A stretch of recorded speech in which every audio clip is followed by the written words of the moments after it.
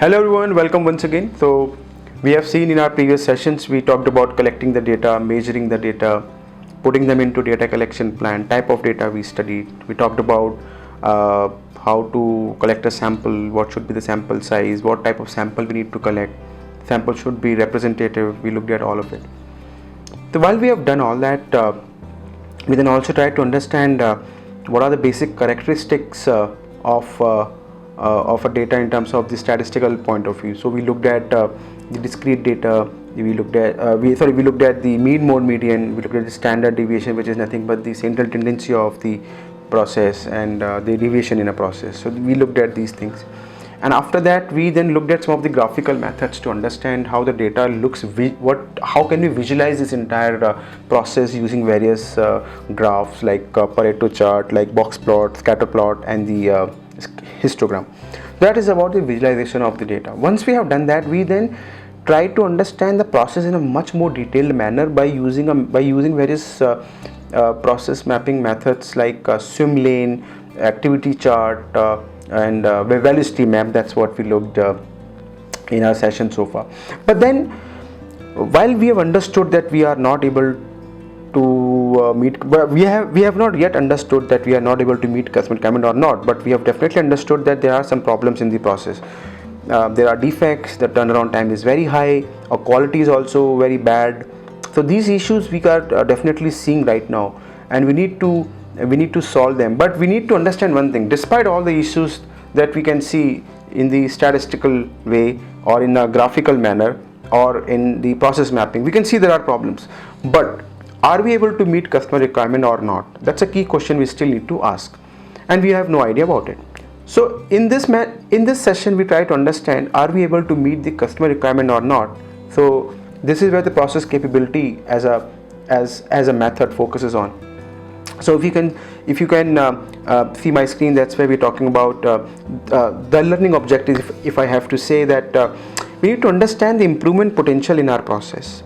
Lean Six Sigma companies use sigma values for this determination of process performance. So sigma value is one method or one yardstick to tell us whether we are able to meet customer requirement or not.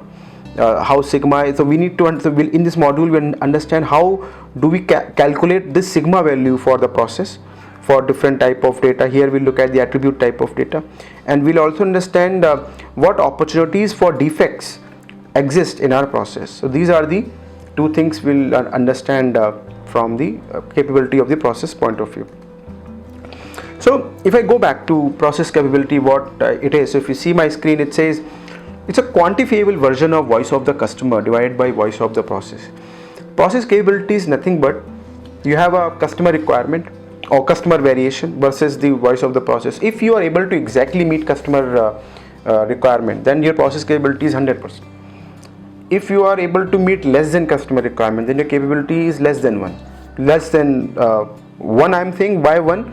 Because process customer requirement versus you can provide. So it's basically a ratio of the customer requirement versus the your ability to provide that requirement. So it's a ratio. If you both are operating at the same level, that customer requirement exactly what you can provide, then the ratio will be equal 1. That means you're exactly meeting requirement. But if you are not able to provide what customer is asking you, then then the ratio will be less than 1. That means you are not capable enough. And if the ratio is more than 1, which means you are able to provide more than customer wants. So that's a very good capability method or a measure, I will say here. So most measures around capability, they have certain targets which talks about value and acceptable limits of variation around the target. The extent to which the expected values fall within these limits determines how capable the process is of meeting its requirements. And we look at some key measures of process performance. For example, help desk responsiveness, how much time it takes to reach to a customer representative.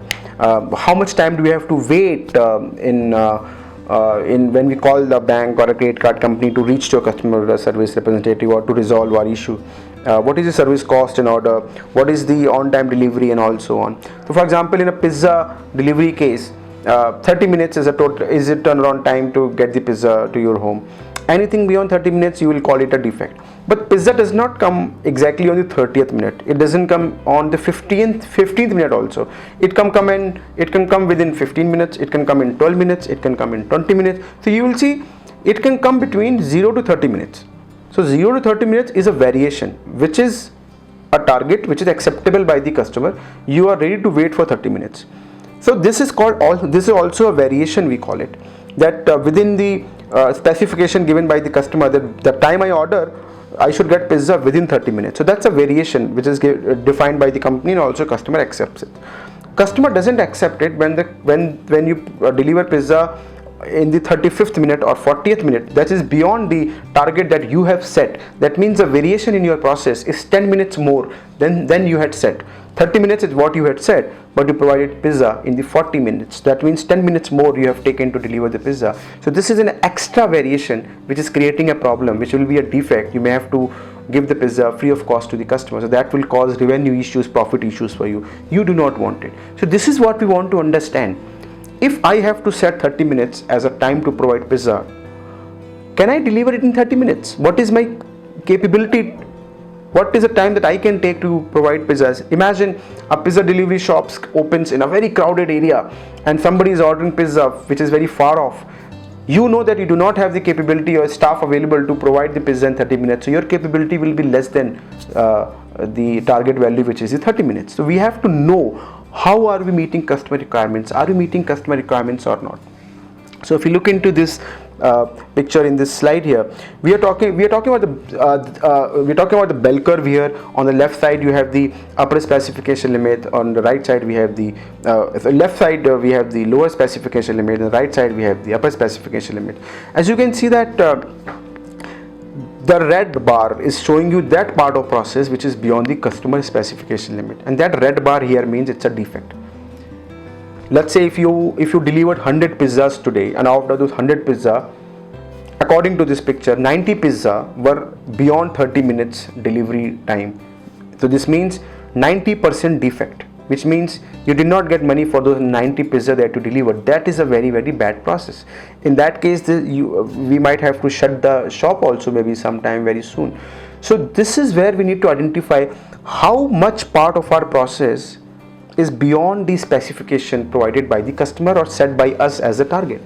And once we know that how much part is beyond the target set by us or set by the customer, then we can focus on that area and try to look into the various issues that may be causing that defects in our process.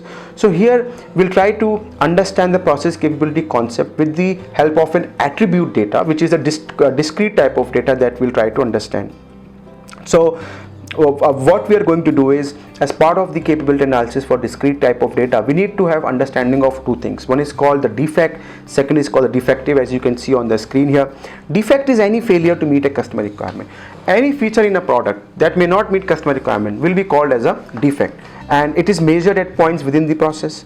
There may be many defects within a single unit, and while a defective will be a unit that collectively fails to meet the customer requirement.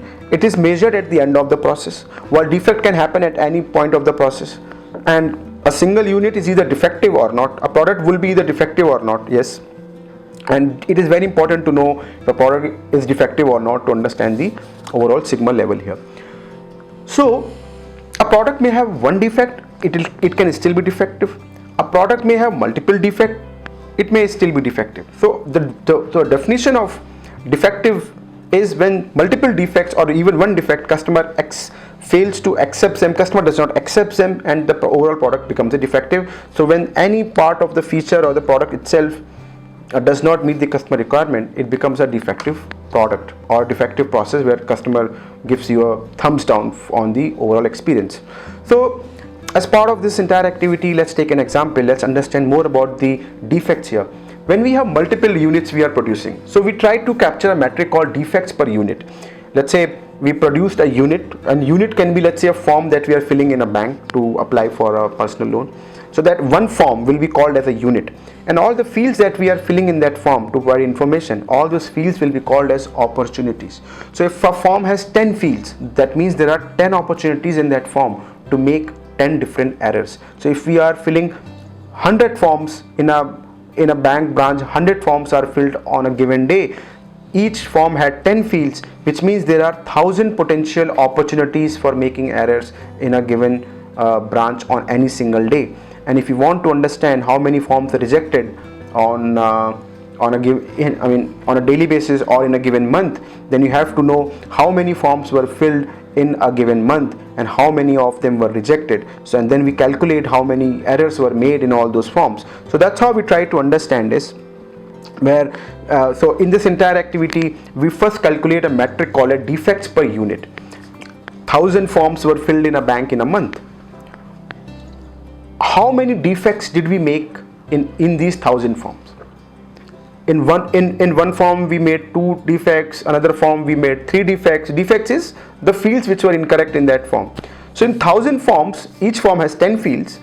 10,000 opportunities were available for making errors. When we calculate these mistakes in each form, then we can get to know how many total errors were made. So we calculate a metric called defects per unit that you can see on the screen. Defects per unit is a universal measure of quality.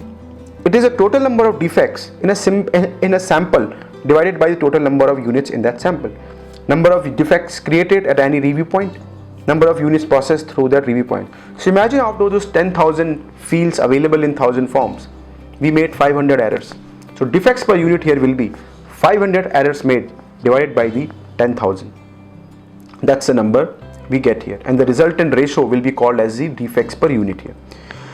The purpose of doing a defects per unit is to measure the level of defects in a process or at a particular process step. So that's the first metric we calculate in our journey of calculating the sigma level for a process. So here we'll try to capture more and more information here. Once we have defects per unit, the objective is to capture a metric called as defect per million opportunity.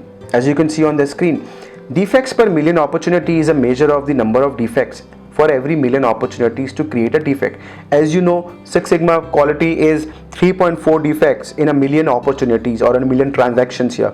Now you may not produce million transaction typically if in a given environment. So how do you know, how would you get the million transactions here? So we try to extrapolate it using a formula here. As you can see the formula written down. Defects per unit that we have calculated will multiply it by a million and divide it by number of opportunities for error in 1 unit. In our example of loan processing that we just discussed, we said defects per unit. I said each form has 10 errors, or each form has 10 fields. Each field we can make an error, so total 10 error we can make in one form. We have 1000 forms available, which means we fill 1000 forms for loan application were filled in a given month. Each form has 10 fields, so 1000 form will have 10,000 fields.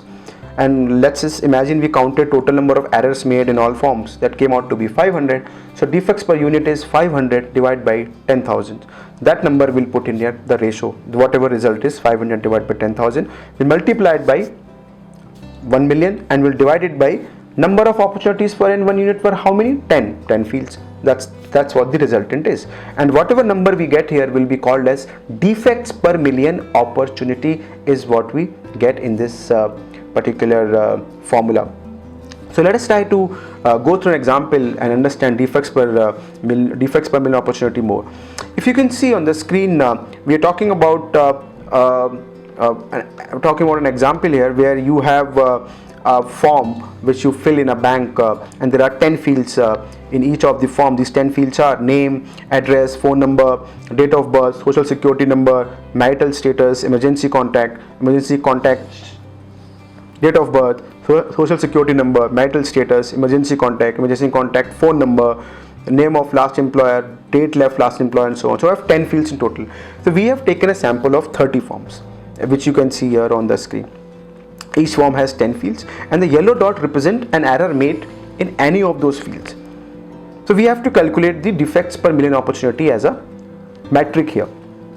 So as you can see in the next slide where these 30 forms are listed on the screen, if we calculate the total number of yellow dot, that will tell us how many total defects were made. In the next screen you can see the total defects made are 30. So we have some information available. We have total units equal to 30. In each unit we have 10 errors that we can make, but we have total made 30 errors only. because the yellow dots are 30. So we have, and how many errors are possible to make in those 10 forms? 10 fields in a form multiplied by 30 forms, total 300 errors we can make. So if you put that information into the formula, which is defect per unit is 1 multiplied by a million divided by number of opportunities in 1 unit for making errors is 10. So million divided by 10 will give you 100,000. So defect per million opportunities 100,000. But DPMO itself does not tell you anything. It has to be converted into a number that can be understood. So we refer to a table here, that table that you can see on the screen, where you can see where is 100,000 lying in. 100,000 that you can see is lying between 2.8 sigma to 2.7 sigma. This is where the exact sigma level of the process is. So according to 100,000 will be around 2.74 sigma typically, and there are a lot of sigma calculators online available where you can exactly put the DPMO value and can understand the exact sigma level. A 2.74 sigma will mean that around 99% process is meeting the customer requirement, and around 1% error is what we are making in this entire process here. So this is a way to calculate sigma level, and that is how we calculate the process quality. So if we are meeting 99% of the quality and our target is 99, that means we are exactly on target. But the moment we increase the target level as 99.5%, then we'll fall short, and we have to improve this overall quality of filling the bank application form. So that is how we calculate the DPMO. With the help of DPMO, we calculate the overall sigma level, which is nothing but the quality score of our process. So this was an understanding of how to calculate the DPMO, how to calculate sigma level, or in turn how to calculate the overall quality score of the process. Hope you are able to understand it. Thank you for watching. This is Shivendra Sharma.